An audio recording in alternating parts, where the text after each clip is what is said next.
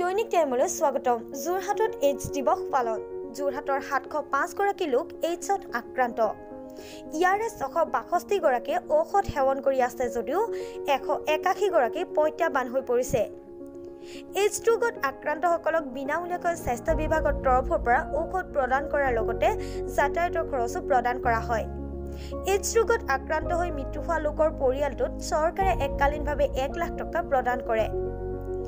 এই ৰোগ প্ৰতিৰোধৰ বাবে বিশ্বজুৰি 1988 চনৰ পৰা 1 ডিচেম্বৰত প্ৰতি বছৰে এইডছ দিৱস পালন কৰি অহা হৈছে।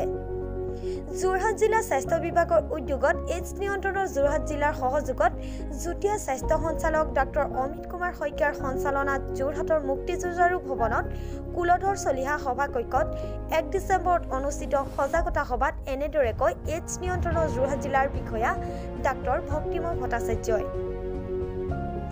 দীপক হাজৰিকাই আধৰুৱা সভাখনৰ আৰম্ভণিতে যোৰহাটৰ বিষ্ণুৰাম বৰুৱা পুৰণা চিকিৎসালয়ৰ প্ৰাংগণৰ পৰা অংশগ্ৰহণকাৰীসকলে এইডছ নিয়ন্ত্ৰণৰ উদ্দেশ্যে ৰাইজক সজাগ সচেতন কৰিবলৈ হাতে হাতে প্লে কাৰ্ড, বেনাৰ, পোষ্টাৰ আদি লৈ ৰাষ্ট্ৰীয় পথেৰে যোৰহাট জিলা পুথিভঁৰালৰ সন্মুখেৰে পদযাত্ৰাৰে মুক্তিযুঁজাৰু ভৱনত সমবেত হয়।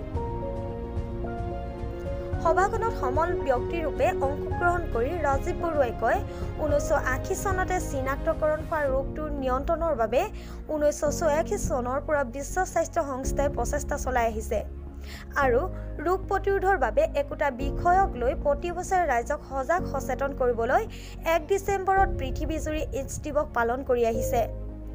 ডাক্তৰ তপন দত্তই এইডছ ৰোগ বিয়পাৰ কাৰণ, প্ৰতিৰোধৰ উপায় আৰু মাতৃৰ পৰা সন্তানলৈ ৰোগটোৰ বিয়পাৰ সম্পৰ্কত ব্যাখ্যা আগবঢ়ায়। সভাত ৰমেন শইকীয়া, জগন্নাথ অগ্নিবৰা প্ৰমুখ্যে বিভিন্নগৰাকীয়ে বক্তব্য আগবঢ়ায়। স্বাস্থ্য বিভাগৰ বিষয়া কৰ্মচাৰীৰ লগতে আশাকৰ্মীৰ উপৰি সংকল্প শিক্ষা, ৰুদ্ৰাক্ষী, সৃষ্টি, ইণ্টেণ্ডেমৰ সৈতে জড়িত সকলো সজাগতা সভাখনত অংশগ্ৰহণ কৰে। যোৰহাটৰ পৰা পংকজ কুমাৰ দাসৰ ৰিপৰ্ট, দৈনিক টাইম।